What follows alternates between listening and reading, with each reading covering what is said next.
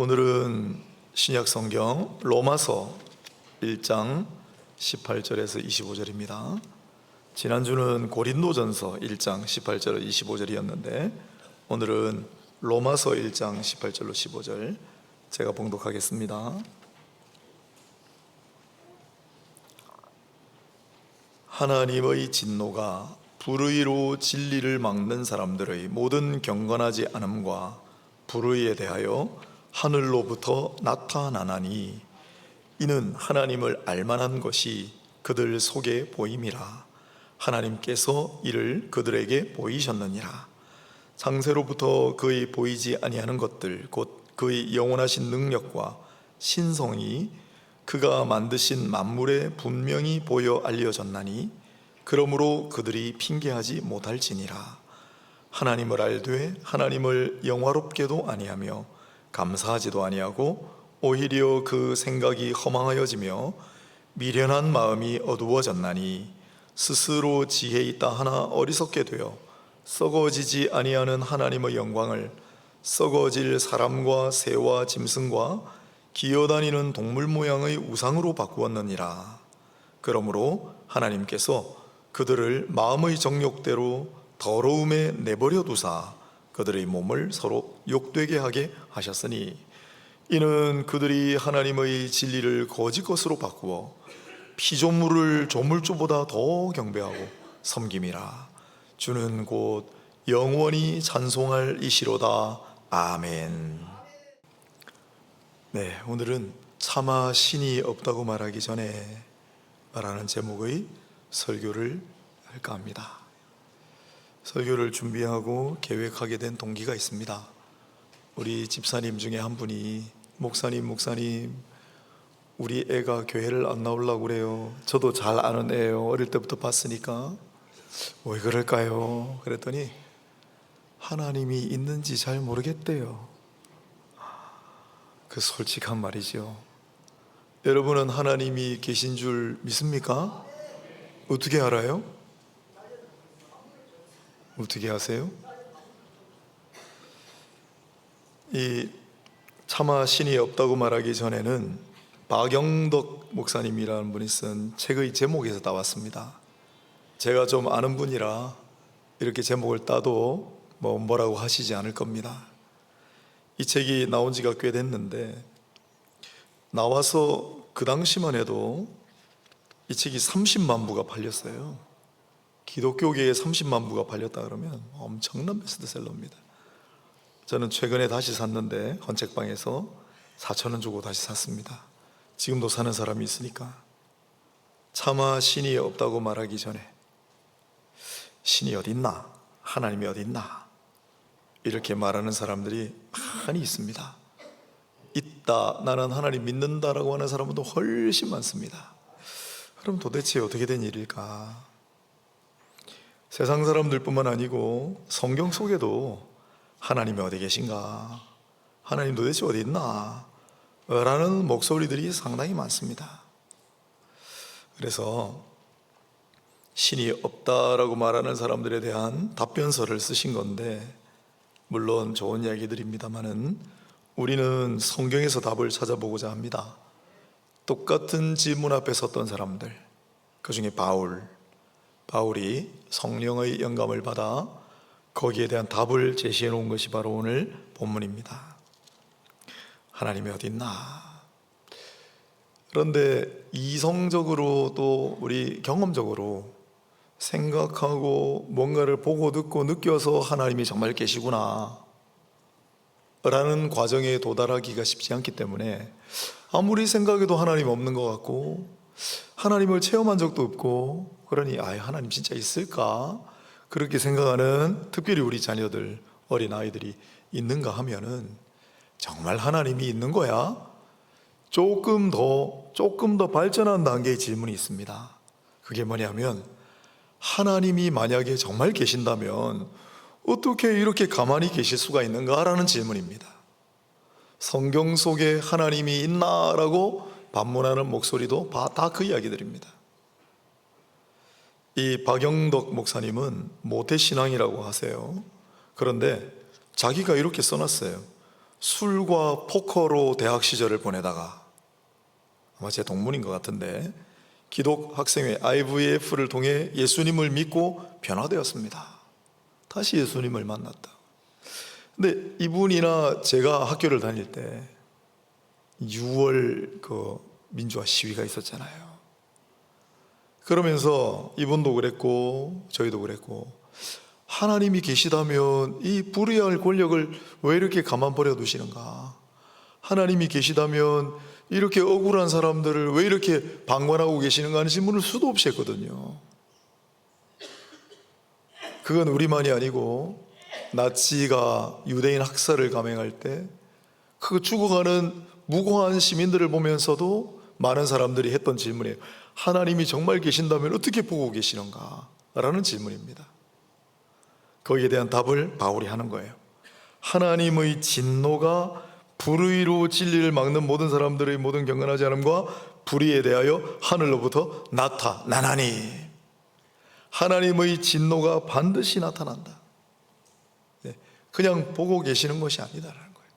하나님이 다스리시고 하나님이 통치하시는데 반드시 의롭게 다스리시고 의롭게 변화시키신다. 문제는 시간에 있습니다. 시간에.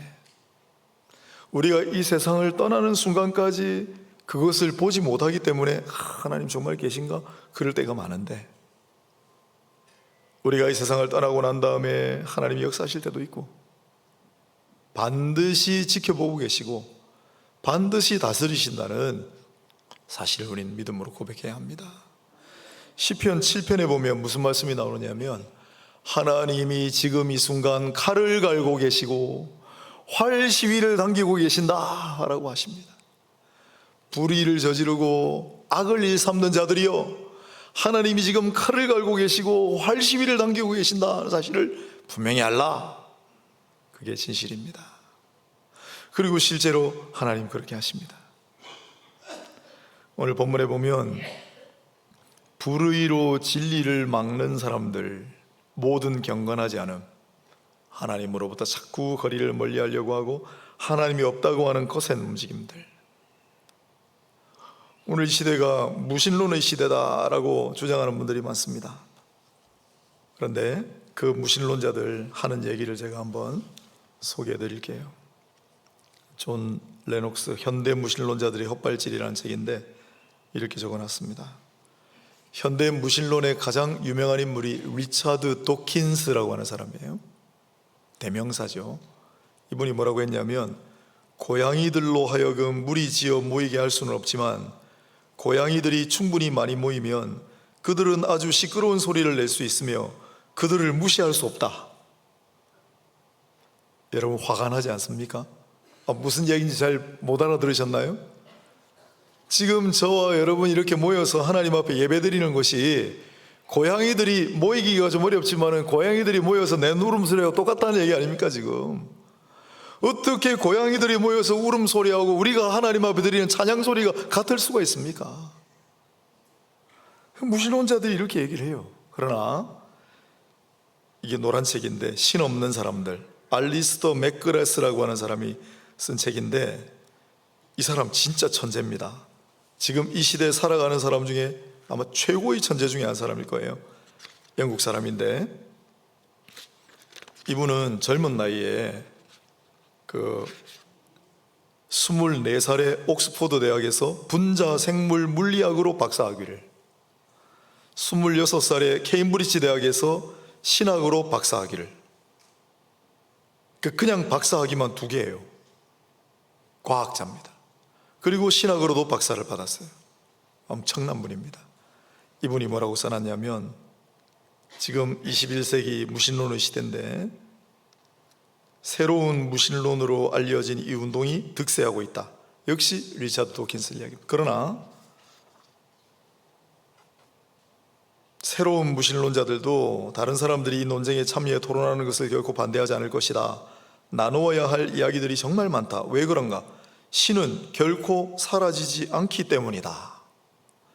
신이 죽었다는 확신으로 21세기 특집호에 신의 사망기사를 실었던 영향력 있는 영국 잡지 이코노미스트는 2007년 정정기사를 실어야 하는 처지가 되었다. 종교가 대중의 생활과 공적인 토론 장소로 돌아왔다고 말이다. 영국에서 종교는 기독교입니다. 신은 죽었다라고 기사를 실었었어요. 그러나 21세기가 무신론의 시대가 되었습니까? 그렇지 않습니다. 신은 죽지 않습니다. 신은 사라지지 않습니다. 영원히 존재하시기 때문입니다. 오늘날 이러한 풍조에 휩쓸려 우리 아이들이 정말 하나님 계신가? 또 많은 젊은이들이 정말 하나님이 계시다면 왜 이렇게 보고 계시는가? 라는 질문 가운데 하나님의 존재 회의를 품고 하나님을 향한 신앙을 잃어갑니다. 안타까운 일입니다. 그러나 여러분 잘 생각해 보십시오. 정정기사를 냈다고 하잖아요. 진리를 가로막고 있는 자들 뿐만 아니라 불의한 세력은 어떻습니까? 나치 히틀러는 사라졌습니다. 스탈린 독재 정권도 사라졌습니다. 공산주의 국가였던 구소련은 해체되었습니다. 중국이 아직도 저러고 있지만 북한의 진짜 말도 안 되는 저 김씨 부자 세습 정권도 언젠가는 끝나게 하실 날이 있을 줄로 믿습니다. 하나님이 안 계신다고요? 아니요. 여러분 끝까지 살아서 저 북한 정권이 무너지는 것을 보시고 그때 하나님이 살아계심을 선포하시기 바랍니다. 하나님 불의를 가만 보고 계시지 않습니다. 지금 이 순간도 칼을 갈고 계시고 활 시위를 당기고 계신다는 사실. 다만 시간 문제인데 시간도 하나님이 창조하셨으니 우리가 시간 앞에 조금 겸허해지면 내 개인적인 인생사도 마찬가지예요. 나 왜 이렇게 힘들까? 왜 내게 찾아오는 고난이 유독 이렇게 가혹할까? 라고 생각하시더라도 시간이 지나면 내 때가 아니면 내 다음 때라도 하나님은 반드시 합력하여 선을 이루신다는 사실을 잊지 마시길 바랍니다. 하나님 계시기 때문입니다. 하나님이 살아계시기 때문입니다. 하나님 반드시 역사하십니다.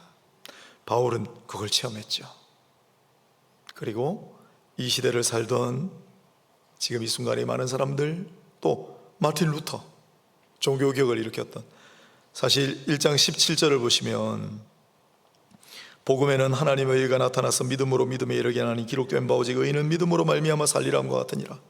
바울을 새롭게 일으켰던 말씀이기도 하고 마틴 루터가 감화를 받아 종교개혁을 주도하게 했던 말씀이기도 합니다.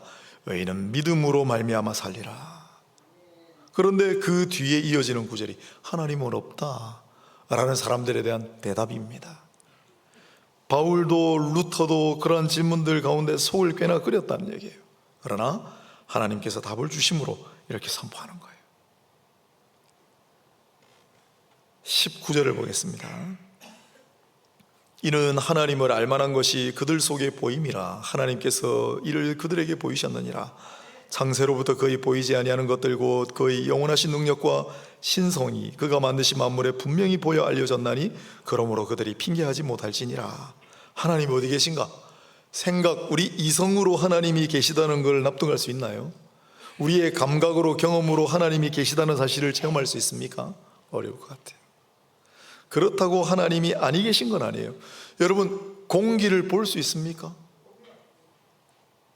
공기를 만질 수 있나요? 그러나 공기는 존재해요. 하물며 하나님이시겠어요? 그런데 하나님께서는 그러한 이 피조물의 연약함을 아시기 때문에 아예 다 꽁꽁 숨으시지 않고 이미 일부 보여주셨다라는 말씀이에요. 이미 보여주셨다, 나타내셨다. 이걸 우리는 계시라고 하잖아요. 계시. 기독교는 계시 의존적이다 그럽니다. 뭐냐면 하나님이 계심과 하나님의 능력과 하나님의 영광도 나오는데 일체를 하나님이 나타내시고 하나님이 보여주시고 하나님이 알게 하시지 않으면 우리는 알 수 없다. 이성으로도 경험으로도. 그래서 우리는 계시 의존의 신앙이다라고 얘기합니다. 하나님이 보여주시고 나타내 주시기 때문에 우리가 아는 거예요. 그러면 하나님이 이렇게 보여주시고 나타내 주시는 것, 드러내시는 것을 계시라고 하는데, 이 계시는 보통 두 가지 종류가 있다고 말합니다. 하나는 일반 계시, 또 하나는 특별 계시. 특별 계시는 뭡니까? 특별한 계시는 바로 성경입니다. 성경, 하나님의 살아계심과 하나님의 역사와 하나님의 영광이 이 책에 다 기록되어 있습니다. 인간을 구원하시는 방식에 대해 다 기록되어 있습니다. 그러므로 오늘 이 시대는 어떤 특정한 인물에게 하나님께서 특별히 특별한 계시를 주실 때가 거의 없습니다. 완전히 없다고는 말씀 못 드리겠어요. 하나님 전능하시기 때문에. 하지만 그러실 필요가 없는 거예요. 성경을 보면 되기 때문에. 구약시대는 성경이 완비되기 전이라 특별한 사람들에게 꿈으로, 환상으로, 음성으로 특별한 계시를 많이 주셨어요. 그러나 오늘 우리는 이 성경이라고 하는 특별한 계시가 있습니다. 이 성경을 통해 우리는 하나님의 존재와 하나님의 영광을 깨닫는 거죠. 그런데 성경 안 보는 사람도 많잖아요. 우린 교회 안 다닙니다. 성경 모릅니다. 우린. 그런 사람들은 어때요? 일반 계시라는 걸 주셨어요. 일반 계시. 교회 안 다니고 성경을 모르는 사람도 하나님을 핑계하지 못할 일반 계시는 뭐가 있을까요? 우주, 자연, 만물이 있습니다. 오늘 본문에 20절에 그가 만드신 만물에 분명히 보여 알려졌나니 그랬잖아요. 우주, 자연, 만물. 여러분, 우주를 연구하는 천체 물리학자, 지금 이 지구상에 살아가고 있는 사람 중에 제일 똑똑한 사람들이 거기 모여 있습니다. 그런데 그 우주 천체 물리학자들 중에 하나님 믿는 사람 많습니다. 광대한 우주를 바라볼 때, 최근에도 제가 설교 시간에 소개를 했는데 10몇억 광년되는 천체를 새롭게 발견을 했어요. 또 도저히 측정이 불가한 엄청난 질량의 우주 물질을 최근에 발굴을 했습니다. 과학자들이 깜짝 놀라요. 그리고 이게 도대체 어떻게 된 일인가? 그래서 그것을 연구하고 분석하기에 앞서 이들이 그 우주 천체를 관측하면서 발견한 새로운 성과물을 보고 경탄을 합니다. 경이로움을 느낍니다. 자연도 마찬가지입니다. 그랜드 캐니언을 가보신 분이 있습니까? 저는 아직 안 가봤는데 사진으로 보면 되죠. 그런데 실제로 가서 그랜드 캐니언을 보고 온 옛날에 제가 가르치던 제자가, 와, 목사님, 소리가 절로 나온다. 대자연 앞에 서면 그랜드 캐니언, 남극 대륙, 북극, 또 사하라 사막, 이런 대자연 앞에 서면 거의 느끼고 반응하는 것이 똑같습니다. 와, 그걸 우리는 경이라고 합니다. 경이. 대자연 앞에 경이로움을 느낄 때, 막 닭살이 돋고 할 때, 감탄사가 절로 나올 때, 경이로움을 느낄 때, 그게 하나님을 경외한다는 거하고 거의 비슷합니다. 그러므로 대자연 우주 만물 앞에서 경이로움을 느낄 때 뿐만입니까? 우리 교회 의사 선생님들이 많으신데 물어보세요. 인체의 신비, 인체를 조사하고 연구할수록 경이로움을 느껴요.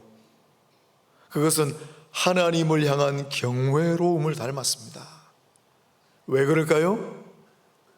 인체든 자연이든 우주든 다 하나님께서 만드셨기 때문입니다. 그분의 놀라운 작품 앞에 서니까 하나님을 경외하는 마음인 줄 모르고 경이로운 감정이 들게 하는 거예요. 우주, 자연, 만물만 그렇습니까? 사회는 어떻습니까? 인류 사회도 이렇게 가만히 보면 역사를 포함하여, 야, 이게 저절로 우연히 막 굴러가는 것이 아니라 애덤 스미스가 경제학의 국부인데 사회, 경제, 인간의 역사를 연구하고 뭐라고 했습니까? 보이지 않는 손이 있는 것 같다. 애덤 스미스가 한 말이잖아요. 그 보이지 않는 손이 있다면 인류의 사회, 경제, 역사를 움직여가는 보이지 않는 손이 있다면 누구 손이겠습니까? 하나님의 손이죠. 역사를 연구하는 데 일평생을 바친 대천재였던 헤겔이라고 하는 철학자가 있습니다. 그가 내린 결론이 뭡니까?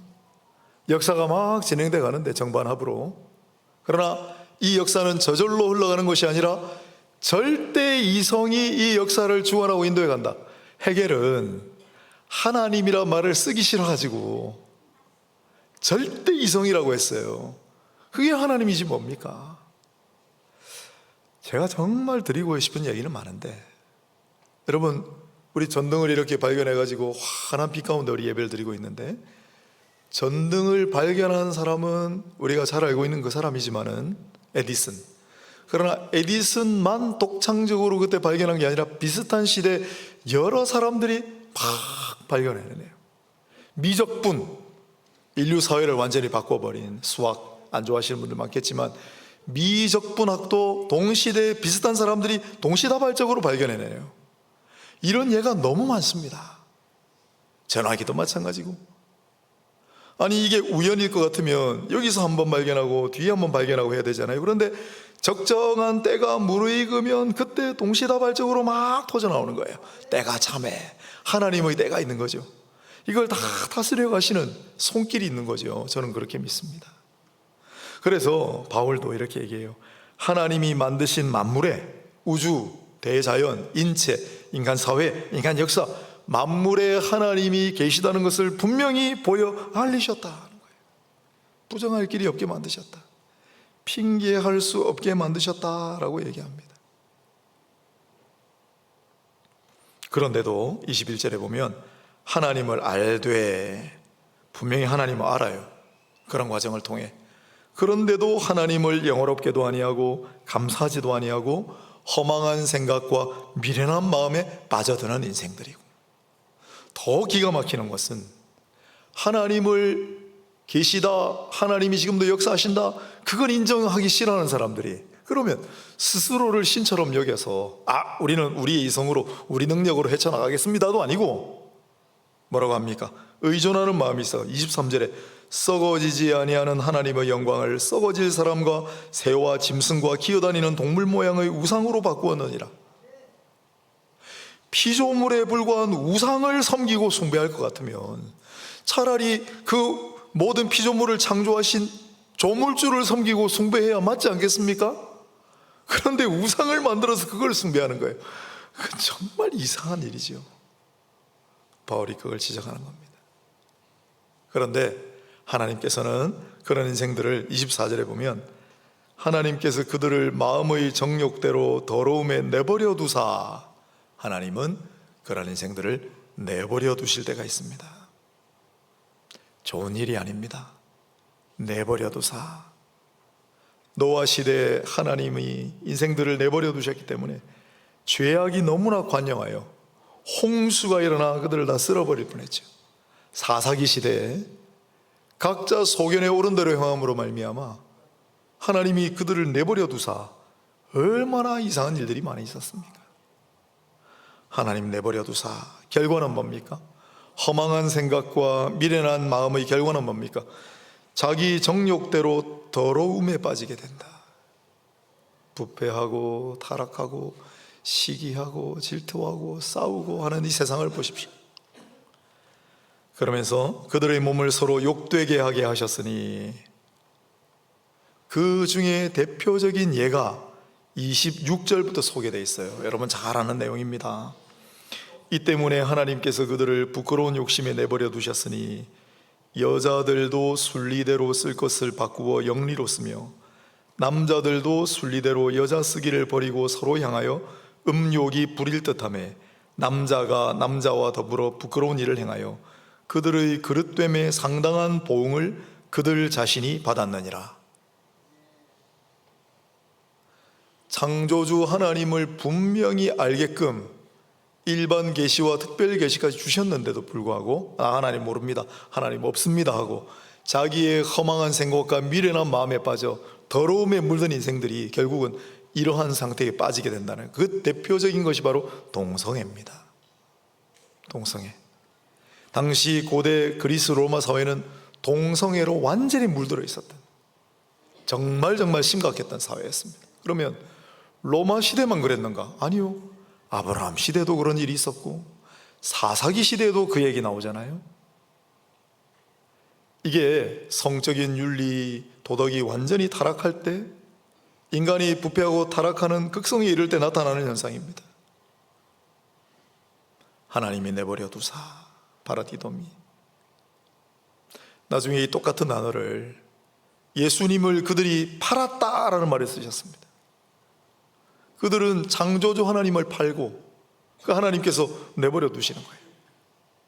이렇게 더러움에 몰락하게 되는 그러한 일들이 벌어진다는 거예요. 그러나 이 동성애 현상을 바울은 거꾸로 하나님이 살아계시는 증거로 삼았습니다. 우리도 마찬가지입니다. 여러분, 이걸 한번 생각해 보십시오. 지금 우리나라에 예수를 믿는 사람들 한 10분의 1 정도밖에 안 됩니다. 진짜 예수 믿는 사람들. 나머지 한 90%가 예수 안 믿는데, 예수 안 믿는 하나님을 부정하는, 스스로 무신론이라고 자처하는 그 많은 사람들이 동성애를 찬성하겠습니까?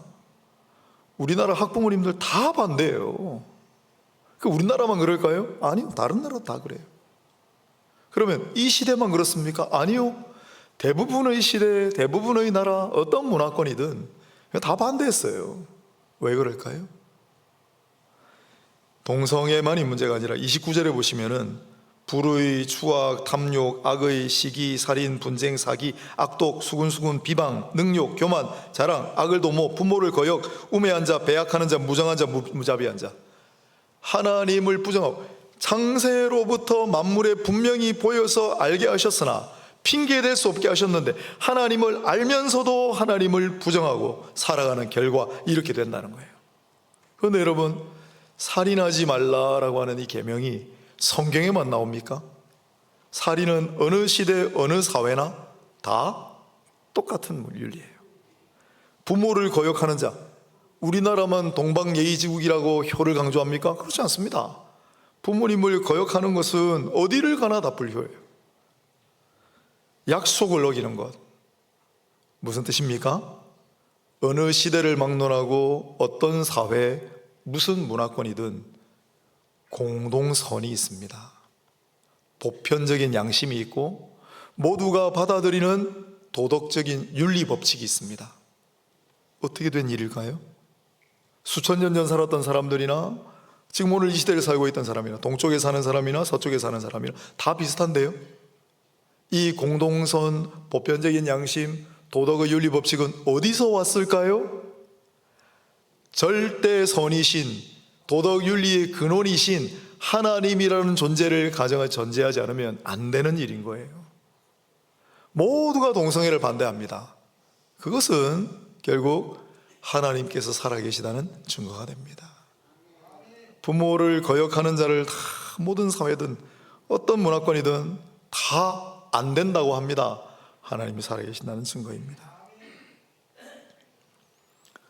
오늘처럼 한 3가지 정도 하나님이 있는지 모르겠어요. 우리 그 자녀의 이야기를 다시 한번 생각해 본다면, 그러면 반대로 정말 하나님이 계시다는 걸 너가 확신한다면 교회를 나올까요? 나오겠지요? 신앙생활 하지 말래도 하겠죠? 네, 그게 필요합니다.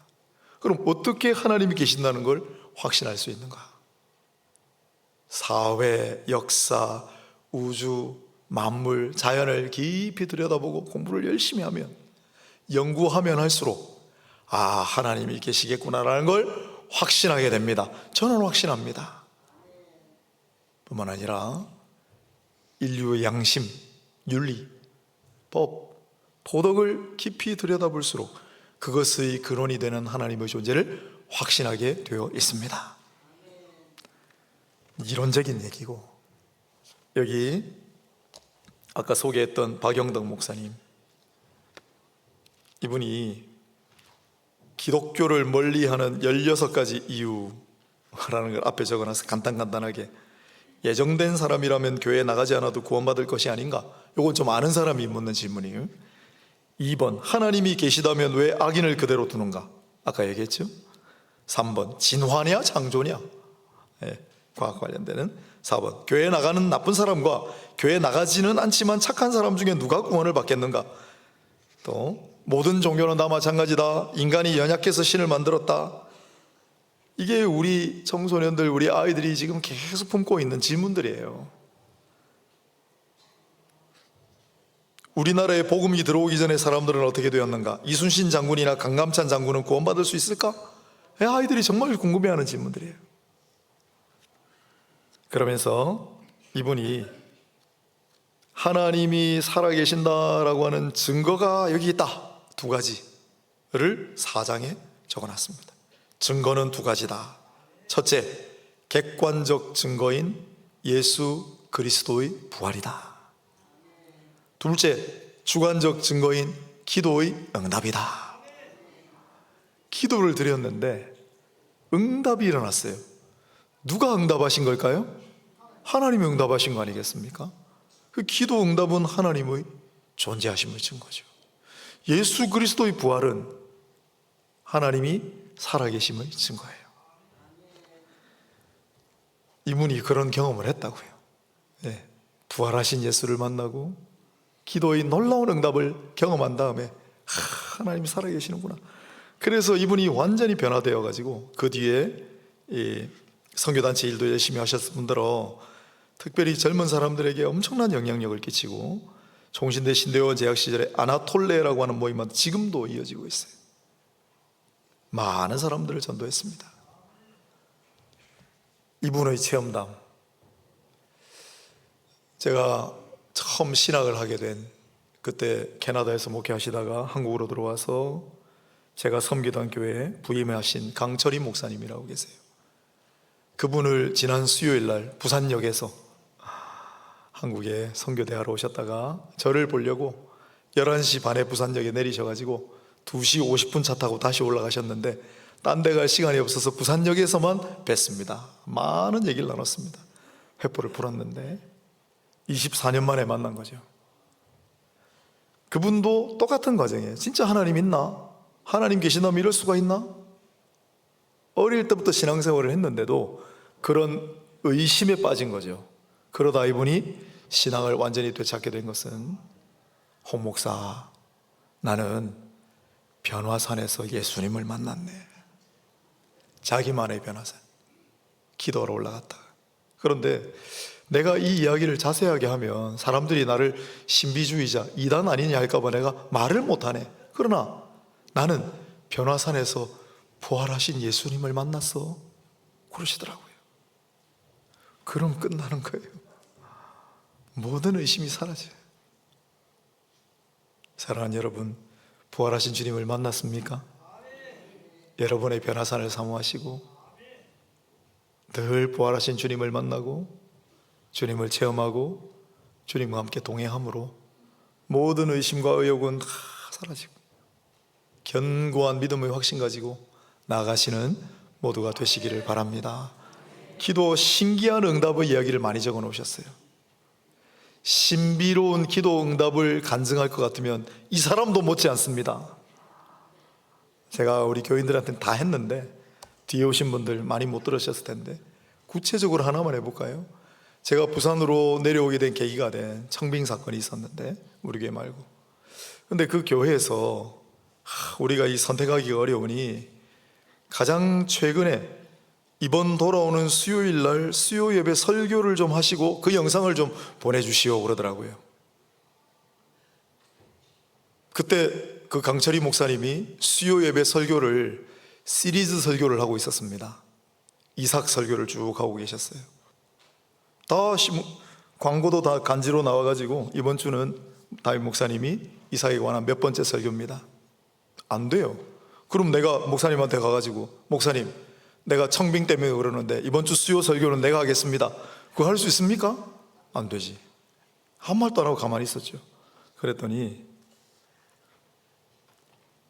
수요일 새벽에 그것도 빨리도 이야기 안 해주시고 수요일 새벽에 새벽 예배 갔는데 홍 목사 지나가시다가 홍 목사 오늘 수요 예배 설교는 자네가 해. 왜요? 그냥 해. 그렇게 해. 깜짝 놀랐어요. 그날 제가 수요 예배 설교하고 그 설교를 잘해가지고 청빙 받았습니다. 할렐루야. 여러분 신비하잖아요? 안 신기합니까? 나무 일이라고? 나는 이런 간증할 게 수도 없이 많습니다.